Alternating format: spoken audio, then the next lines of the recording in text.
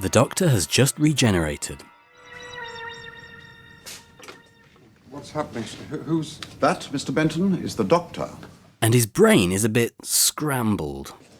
The square on the hypotenuse equals the sum of the square on the other two sides. Why is a mouse when it spins? So the Brigadier calls for a doctor, a medical doctor, that is. And we meet Royal Navy surgeon Harry Sullivan. I'm the Doctor. No, Doctor, I'm the Doctor, and I say that you're not fit. You may be a doctor, but I'm the Doctor. The definite article, you might say. Look here. The Doctor, of course, doesn't want to stay in the unit sickbay. You may not have noticed, but I'm a bit old-fashioned myself. Oh, nonsense, Brigadier. You're a swinger. Well, I didn't expect that. This is a new era for the show. Eventually, the Doctor comes to his senses. What was that you said about a secret weapon? He ties up Harry in a cupboard, chops a brick in half, and chooses a new outfit.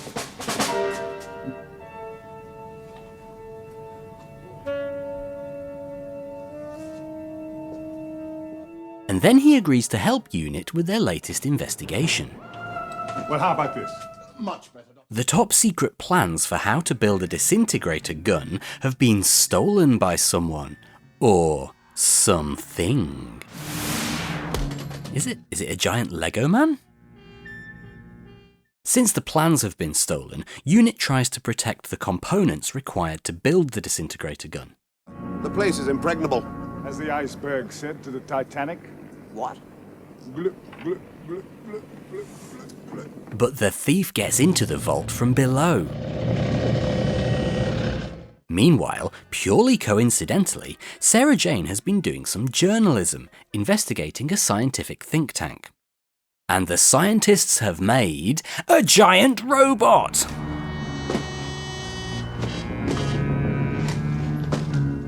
So this guy is called the K1 robot, and his robot brain was made using human brain patterns, which has caused the robot to become self-aware and develop a sense of morality. To prove that the robot isn't a killing machine, the scientists tell the robot to kill Sarah. Destroy her. I cannot obey. This order conflicts with my prime directive. The robot refuses, but it finds the experience quite traumatic. And Sarah shows the robot some compassion. Of course, the scientists have been sending the robot on missions to steal things and kill politicians. You are an enemy of humanity. I must destroy you. They've been tricking the robot by telling it that these politicians are enemies of humanity. Although, to be fair, that description does fit some politicians I can think of. Of course, the robot finds all this very confusing. I am confused. I do not understand. I feel pain. The Doctor and Sarah visit the robot's original designer, Professor 𝗀𝘃𝗀𝘀, who makes Tom Baker's hair look flat by comparison. I gave orders for him to be dismantled. It was like putting my own son to death. If they force him to go against his prime directive, they'll destroy his mind. You go mad. And the robot isn't the only thing 𝗀𝘃𝗀𝘀 created. It's the metallic equivalent of a virus. It breaks down metal into easily recyclable form. I wonder if that metal-eating virus will be relevant later. It turns out that all the scientists working at the think tank are members of a club called the Scientific Reform Society. Sarah tries to infiltrate one of their meetings and discovers that the reform they want is actually fascism. In a more rationally ordered society. I would wear what you thought was good for me. I see. And think what you thought was good for me too. It'll be for your own good. And a bit of sexism. And I'm sure we'll find a place for you. Somewhere between the flying saucer people and the flat earthers. Sarah manages to sneak into their meeting room though, and it turns out that 𝗀𝘃𝗀𝘀 was working with the SRS all along. And there is a slight hint of Nazi about them. For our scientific new order! Now, apparently, world superpowers Russia, China and America have come up with a truly bonkers plan to ensure world peace. All three powers have hidden atomic missile sites. All three agreed to give details of those sites plus full operation instructions to another neutral country. In the event of trouble, that country could publish everyone's secrets and so cool things down. Well, naturally enough, the only country that could be trusted with such a role was Great Britain. Well, naturally. I mean, the rest were all foreigners. Well, exactly. I mean, that's less believable than the giant killer robot. And of course, the robot steals the missile codes. What can they do with them now that they've got them? They could set off every atomic missile in the world, Mr. Benton. The Doctor heads to a Scientific Reform Society meeting and tries his hand at stand-up comedy. But apparently fascists don't have much of a sense of humour. For years I've been trying to persuade people to stop spoiling this planet, Doctor. Now, with the help of my friends, I can make them. Aren't you forgetting that in science, as in morality, the end never justifies the means? With the robot's help, the scientists take Sarah hostage and escape to a secret underground bunker, which apparently the Brigadier knows about because UNIT heads straight there. But the robot is standing guard with the fully assembled disintegrator gun, and it disintegrates some UNIT soldiers. And a tank. Or maybe a children's toy tank. In the bunker, the SRS are intending to use the nuclear missile codes to blow up the world, and then remake it the way they want it. You want a better world, don't you? We shan't gain it without some sacrifices. As well as Sarah, inside the bunker, the SRS have also captured Harry Sullivan when he tried to infiltrate their organisation, but they managed to escape. 𝗘𝗽𝗀𝘀𝗀 has a crisis of conscience, and with Harry's help, he stops the nuclear launch countdown. And they all escape the bunker. But the robot gets confused again, and it accidentally kills Professor 𝗘𝗽𝗀𝘀.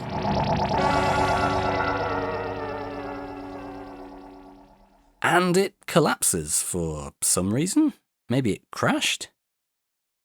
But the crazy scientists start the launch countdown again.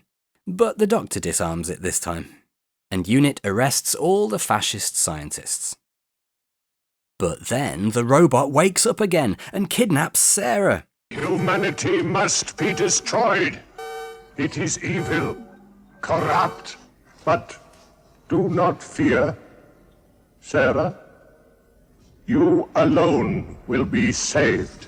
The robot likes Sarah because she was the only one who ever showed it kindness. So the Brigadier shoots it with the disintegrator gun, which causes it to grow for some reason, and now it's a really giant robot. The robot goes full King Kong and carries Sarah around like a doll. Fire!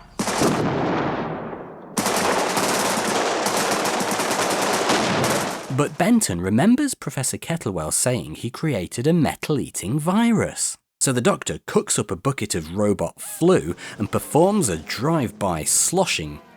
The robot gets eaten away by the virus and disappears. Back at Unit HQ, Harry Sullivan doesn't believe that this old police box is really a time machine. We're just going on a little trip. Would you like a jelly, baby? Little trip? What, in that old police box? So the Doctor offers to prove it to him. Oh, I say.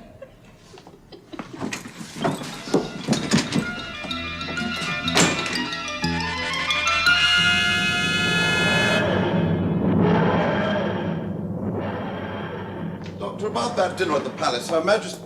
The Doctor tries to take Harry on a trip to the moon, but Harry messes with the TARDIS's helmic regulator, and they end up on Space Station Nerva in the far future. You're a clumsy, ham-fisted idiot. I said I was sorry, didn't I?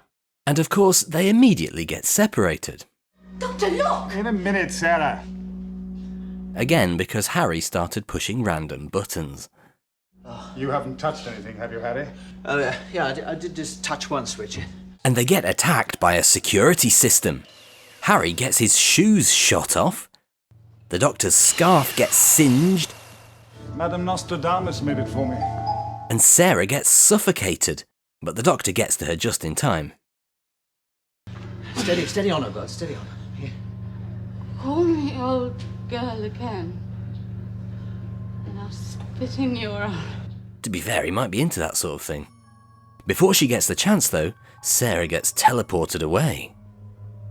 Space Station 𝗃𝗏 is in orbit around the Earth, and it's full of humans kept in suspended animation.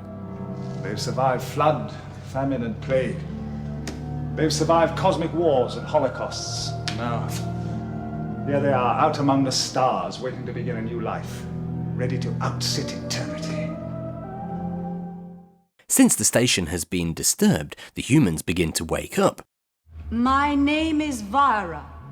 I'm a first meditech. Sarah got teleported into one of the sleep chambers, but Vira thinks she might be able to revive her. She will either survive or die. Oh, very informative, thank you. Vira explains that the Earth was made uninhabitable by solar flares a long time ago, so the humans created this space station as a sort of lifeboat. The humans here would sleep until it was safe to return, and then repopulate the Earth. We also meet the mission's commander, who's appropriately named 𝗃𝗏. Noah? His real name is Laser. Oh, what laser is a much cooler name. The humans overslept because something has been tampering with the station's controls. A race of aliens called the 𝗃𝗏 have taken over the station while the humans were sleeping.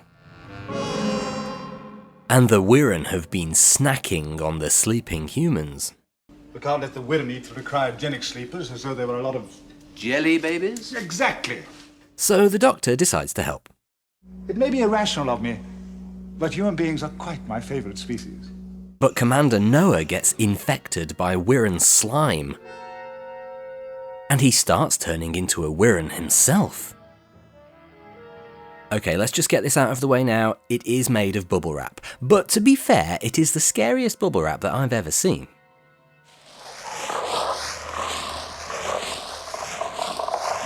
𝗃𝗏 starts bashing his arm on a console, which I can understand. I mean, popping the bubble wrap is the best bit. 𝗃𝗏 starts to lose his mind as he goes full 𝗃𝗏. We shall absorb the humans. The Earth shall be ours. Vira manages to revive a couple of other humans, and they're able to fight off the 𝗃𝗏 attacks.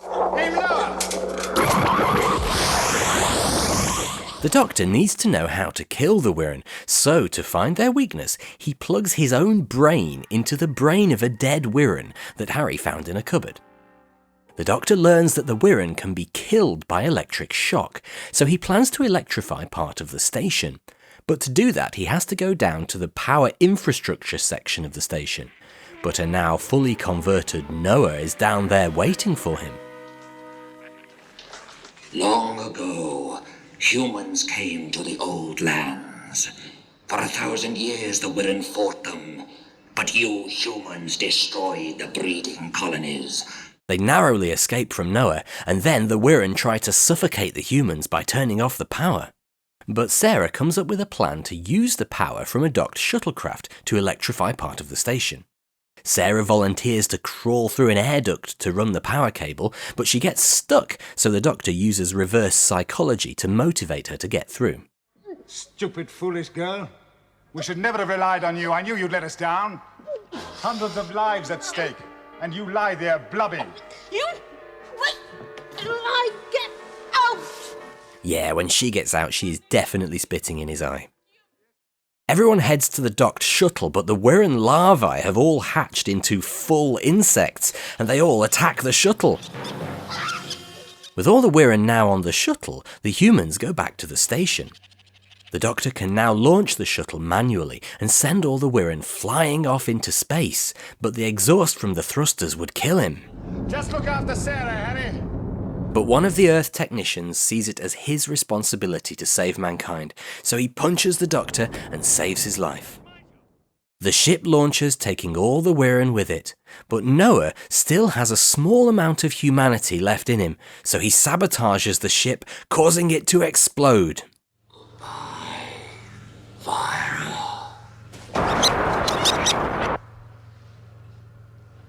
More than a vestige of human spirit. All that remains is for the humans to use the transmat to teleport down to the Earth and start repopulating, but the transmat is broken, so they can't beam down. So the Doctor offers to beam down to fix it at the other end. Which doesn't make a lot of sense, I know, but I guess that's why I'm not a transmat engineer. Have a jelly, baby Byron. Thank you.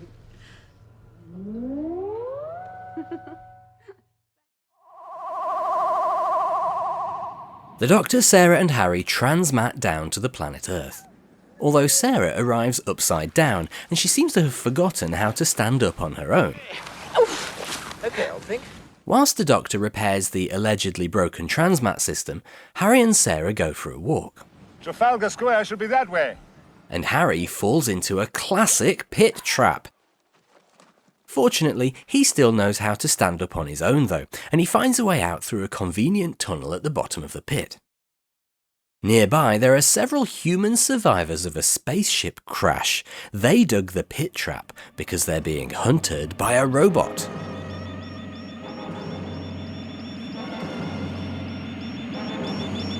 The Doctor gets captured by these stranded astronauts, and they threaten him with a pointy stick.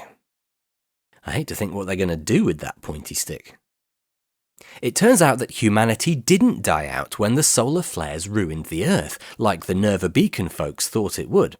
There are human colonies all over the galaxy now. 𝗃, transmat beam, Earth. It's as simple as that. Why don't you believe me? Everybody's heard of the lost colony. Apparently everyone rolls their R's when they talk in the future. We're not taking any of that Mother Earth rubbish. These astronauts were lured to Earth by a fake distress signal, and their ship was destroyed when they arrived. And it wasn't even the mysterious robot that did it, it was the robot's master. A Sontaran called 𝗗cie is capturing and conducting experiments on the humans because the Sontarans want to invade this galaxy. But apparently they can't do that without 𝗗cie's report on humanity. The entire invasion fleet is being held up. How much longer must we wait? The invasion cannot begin until all experiments are analysed. That's not 𝗗cie, that's another Sontaran who looks exactly like 𝗗cie apart from the, breasts. Sarah meets one of the astronauts who is suspicious of his colleagues because 𝗗cie willingly let one of them go. Why are you so frightened of him? He's been to the rocks. I saw. Sarah and her new friend help the Doctor to escape. That freak! He's got away! But the Doctor falls down the same hole that Harry fell down. Doctor! And everybody else gets captured by 𝗗cie's catfish robot. Murder! Silence! The moron was of no further use to me.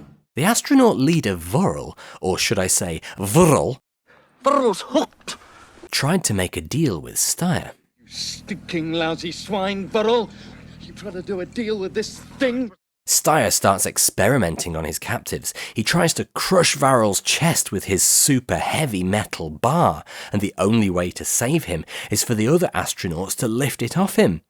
Or they could just, put it down over there. Yeah, like that. 𝗗cie tests Sarah's fear response by making her see terrifying visions like a snake and some rocks.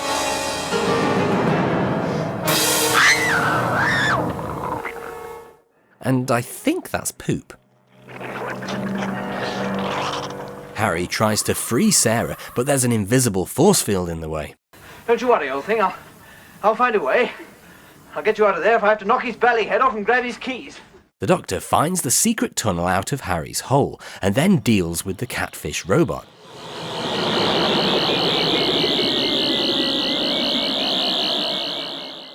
But 𝗗cie is not happy about that. But the Doctor's obviously been watching some cowboy movies because he kept a sheet of metal in his pocket to protect him from the blast. Fortuitous. Forsyth, you never know when these bits and pieces will come in handy. So the Doctor challenges 𝗗cie to hand-to-hand combat. I think he's forgotten that he's not 𝗃𝗃𝗀𝘀 anymore. When it looks like the Doctor's in trouble though, 𝗃𝗀𝘀, the former traitor, sacrifices himself to save the Doctor. The Doctor knows he can't win though. He's actually trying to get 𝗏 tired out from all the physical exertion in Earth's gravity. This forces 𝗏 to go back into his spaceship to recharge, but Harry has sabotaged 𝗏's recharging machine. It's a sort of Tyrolean diode bypass transformer. Yes, that's the one. And when 𝗏 tries to feed off its energy, it feeds off him instead, causing him to melt. And then his ship blows up, because, well, why wouldn't it blow up? The Doctor calls 𝗏's boss and tells him that he can't invade the galaxy without 𝗏's report. Next time, Earthling, we shall utterly destroy you. Not today, thank you. And everyone heads back to the transmat to return to 𝗃𝗏 station, because that's where they left the TARDIS. I mean, it should be all right. But you never know, quite, do you? The Time Lords intercept the transmat beam and send the Doctor, Sarah and Harry to the planet 𝗏𝗀 instead of 𝗃𝗏 station. I won't do it. Whatever it is, I refuse. Daleks. Daleks. Tell me more. The Time Lords have brought the Doctor to the birthplace of the Daleks, and they want him to alter the Daleks' development so that they're less evil, or to just straight up kill them all. That's feasible. Weirdly, the Doctor agrees, although it doesn't look like he's got much of a choice. The Time Lords give the Doctor a time ring, which is actually more like a time bracelet, and when the Doctor activates it, it will take him back to the TARDIS on 𝗃𝗏 station, allegedly. For 1,000 years, the 𝗃𝗁s and the 𝗏𝗺leds have been fighting a war on 𝗏𝗏, and all that is left is 2 domed cities just a few miles apart.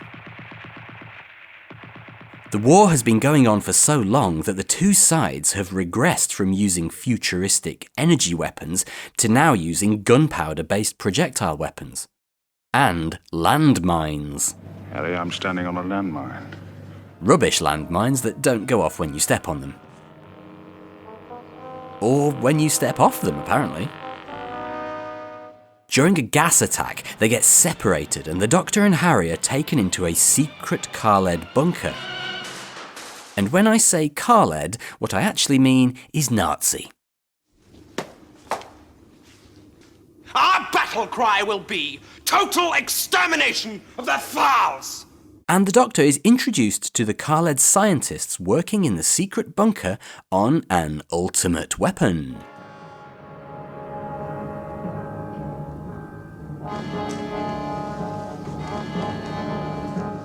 The Daleks' creator is a horribly disfigured scientist called 𝗃𝗏𝘀, who seems to be in charge of all the other scientists, and his plan is to evolve the 𝗏𝗏led race into sort of disgusting blobs of jelly and encase them in the Mark III travel machine, also known as a Dalek.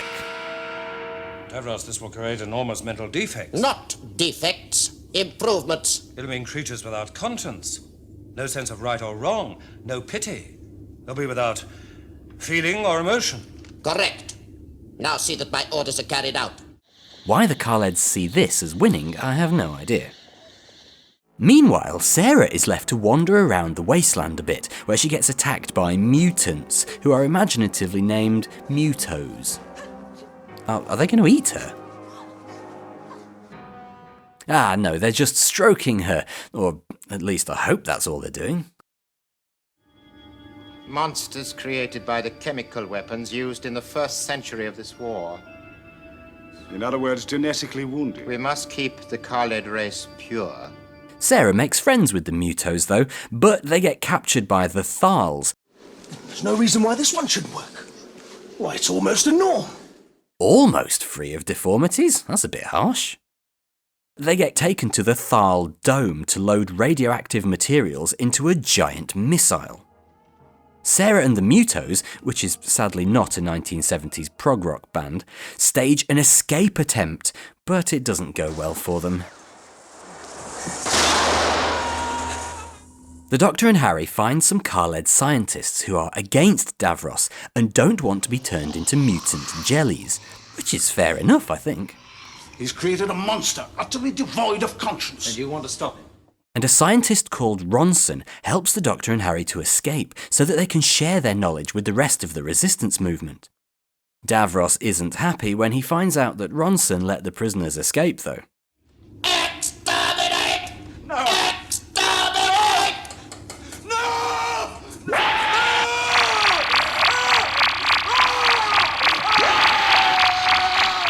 Realising that the other scientists are turning against him and that his project will soon be shut down, Davros sneaks over to the 𝗲 dome and gives the 𝗲ls the formula to break down the protective layer over the 𝗀𝗺 dome. I wonder how he got across the wasteland.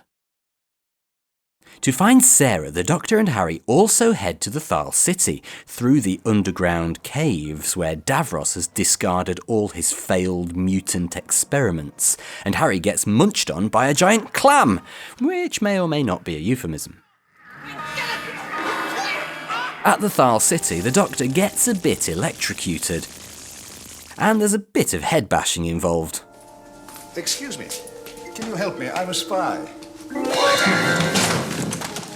But eventually they manage to rescue Sarah, and they all head back to the 𝗀𝗺 bunker to complete their mission and find the time ring, getting a little bit more clam action along the way. The 𝗲ls launch their giant missile, and thanks to Davros, they successfully destroy the 𝗀𝗺 base. And Davros uses the destruction of his own people as justification to unleash the Daleks on the 𝗲l dome. The 𝗀𝗺 race is ended, consumed in a fire of war, but from its ashes will rise a new race, the supreme creature, the ultimate conqueror of the universe, the Dalek!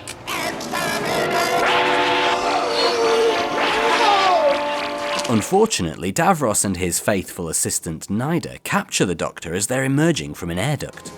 Welcome back. Davros tortures Sarah and Harry to get the Doctor to tell him the details of every time the Daleks were defeated.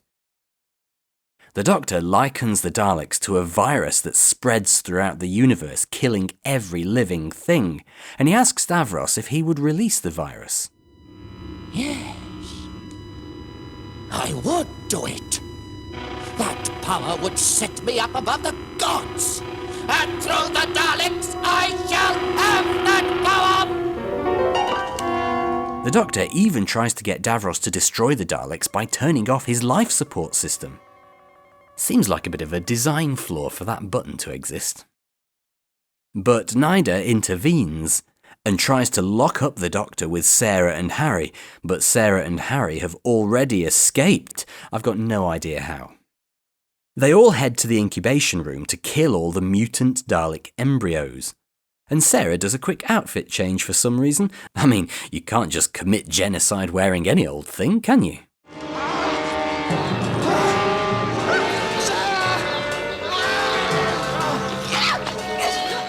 The Doctor plants bombs in the embryo room and prepares to destroy the Daleks forever. But what would that make him? If it was a disease or some sort of bacteria you were destroying, you wouldn't hesitate. But if I kill, wipe out a whole intelligent life form, then I become like them.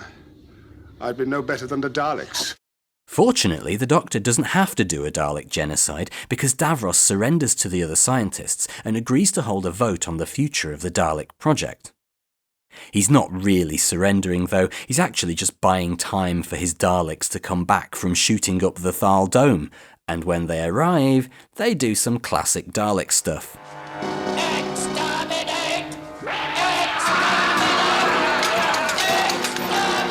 The Daleks actually go rogue now and even exterminate the scientists who are loyal to Davros, including 𝗍𝗓. And then they turn on their master. Davros realises he's made a mistake and tries to destroy the Daleks. But he's too slow. The Doctor heads back to the incubator room to blow up the Dalek embryos, but he doesn't have to, as a Dalek accidentally rolls over the two wires and blows it up for him. The remaining 𝗲ls have arrived at the entrance to the bunker with bombs, and they destroy the entrance just as the Doctor, Sarah and Harry, and that Muto guy, escape. The Doctor, Sarah and Harry activate the time ring and float off into space. There are some Daleks left alive in the bunker though. When the time is right, we will emerge and take our rightful place as the supreme power of the universe!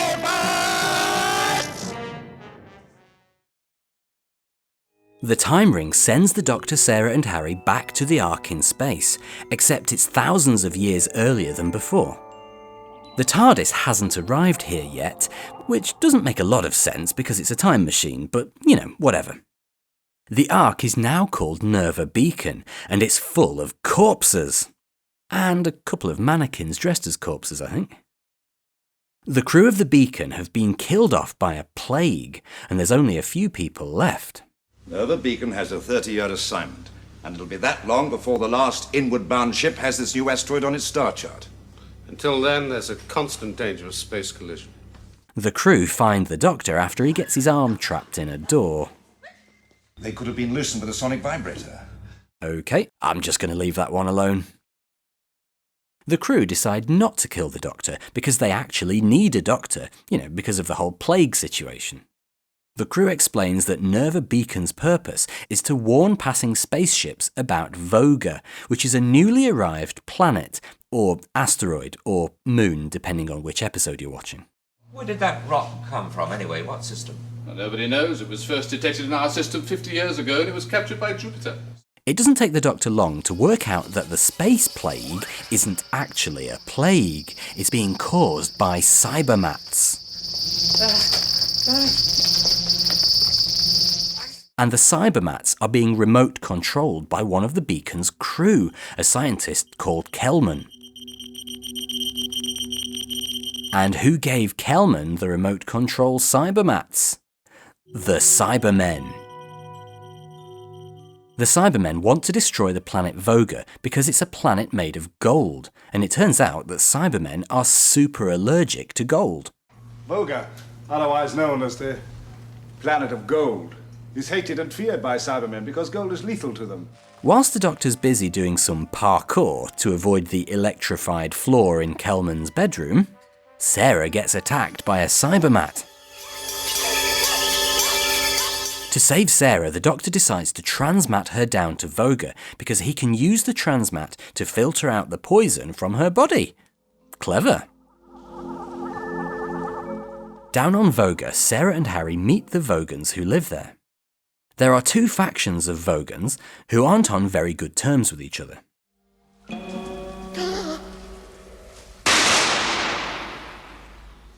One faction is led by the Vogan council leader 𝗃𝗽𝗀𝘀, and he just wants to hide away underground to keep his people safe. We've survived down here only by regarding all outsiders as hostile. The other faction is led by 𝗃𝗁𝘀, who is in charge of the military, and he wants to stop hiding on 𝗃 and trade his planet's gold with the rest of the galaxy.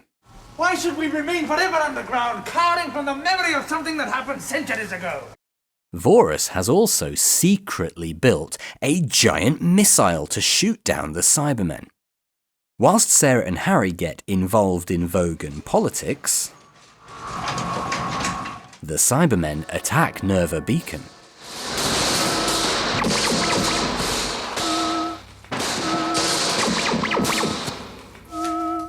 The implication is that these are the last Cybermen in the universe after a cyber war that nearly wiped them out.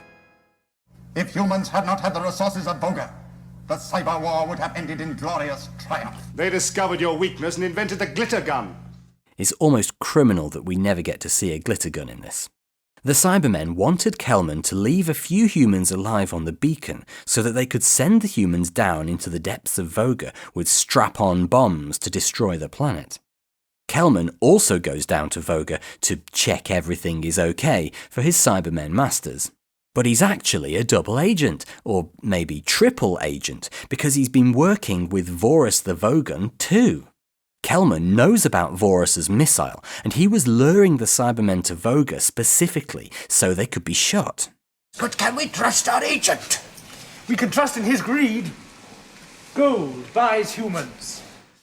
Just to be clear, he's still not a good guy though, because remember he did kill almost everyone on the beacon with the remote control cybermats. When Sarah and Harry learn about the missile, Sarah heads back to the beacon to warn the Doctor. But the Doctor isn't there. He's already on his way down a tunnel into the core of Voga with a cyber bomb strapped to his back. And the Cybermen are guarding the entrance to the tunnel. Why the Vogans aren't attacking the Cybermen with gold, I don't know. Harry and Kel-man agree to go into a dangerous mine shaft to meet up with the Doctor to stop him from planting his bomb. And Harry accidentally causes a cave-in, which kills Kel-man and almost kills the Doctor.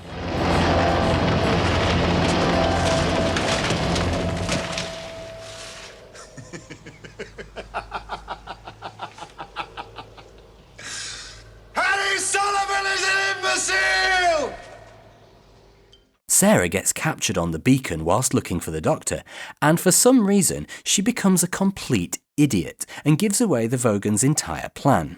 Your best plan is to get off this beacon before the Vogans... Continue. The Vogans. Kel-man led you into a trap. They've got a rocket aimed right at this... You lie. Well, stick around and... You lie. Fortunately, the Cybermen also become complete idiots and decide to ignore her. This information does not affect our plans. The Doctor and Harry attack a Cyberman with some gold dust. Run for it! But it doesn't go well, and one of the human beacon crew has to detonate his own bomb backpack. This does allow the Doctor to get the cyber bomb detonator and defuse the bombs though. Harry tells the Doctor about the missile, and the Doctor heads back up to the Vogan city. The Vogan missile is now ready, but the Doctor convinces the Vogan leader 𝗃 to wait before firing it, so that he can transmat back up to the beacon to rescue Sarah. The Doctor gets captured as well though, and the Cybermen pack the beacon with bombs, and then set it to crash into Voga. You are about to die in the biggest explosion ever witnessed in this solar system. It will be a magnificent spectacle. The Cybermen head back to their spaceship, leaving the Doctor and Sarah to die in the explosion. But fortunately, the Cybermen got the Doctor to tie himself up, so the Doctor is obviously able to escape, and he diverts the beacon away from crashing into Voga.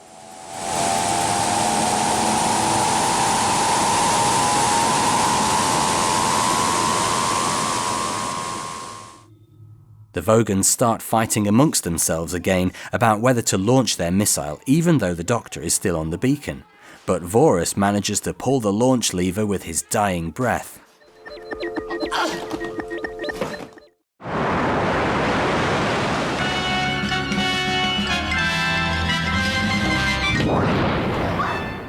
The Vogan missile hits the cyber ship, destroying all the Cybermen.